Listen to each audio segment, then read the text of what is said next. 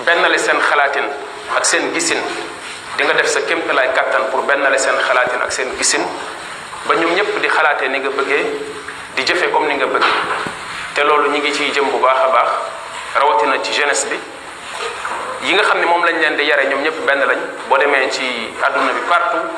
ci liñ leen di yare mooy yi ñu leen di naxee di ko tuddee ay divertissement ak yu mel noonu mooy moo xam cinéma bi la wala musique bi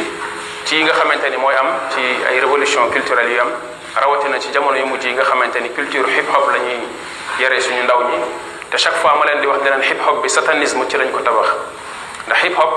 bi muy soog a jóg aux États-Unis ñi nga xamante ni ñoo ko jiite woon yenn groupe yu mag yi ñu ci doon dégg loolu lañ doon incarné loolu lañ doon wax boo xoolee seen sol yi ñuy sol ak oto yi ñu daan teg ci seen i clip di way di fecc boobu développé gul comme léegi nii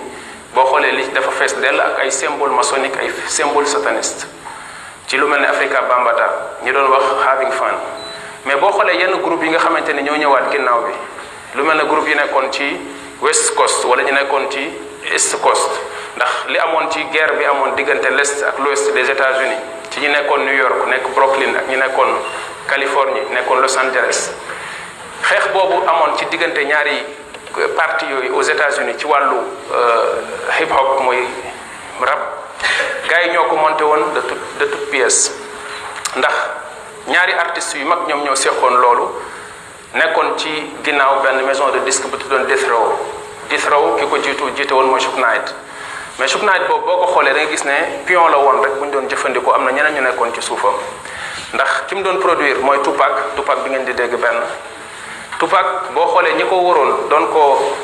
escorté ay militaire yoo xamante ni ci police de Los Angeles dañuy liggéey lañ bokk bu ngoonee ñu civil ñëw nekk ci wetam ne ñooy nekk ay garde du corps am keneen ki ci des moo doon B.I.G mooy Big D léegi ñu créé leen benn genre espèce soi-disant guerre bu am entre ñaari côté yooyu côte est bi ak côte ouest bi xeex boobu ci lañu reyee Tupac éliminé ko ci Los Angeles ginnaaw benn match de boxe boo xamante ni Mike Tyson moo ko doon def ñu rey ko ci mbedd mi ba sax maa ngi dégg benn bi seen benn comédien bu tudd Dave Chappelle di wax ne moom mënut a comprendre ñu rey Tupac ci Los Angeles ci benn feu rouge ñu dóor ko foofu ay bal mu dee ba léegi mënuñu trouver kan moo ko rey te Saddam Hussein mi làqatu woon Irak dem nañ ba fekki ko foofu trouver ko fi mu nekkoon génne ko rey ko mu ne moom mënut a comprendre loolu ironie la mais boo ko xoolee lu am sens la ndax dafa bëgg a wax ne rey bi ñu rey Tupac ñi ko rey dañu laal ci système bi ñoo ko liquidé li ma jublu ci joxe exemple Tupac ak Big D mooy lu tuuti la pour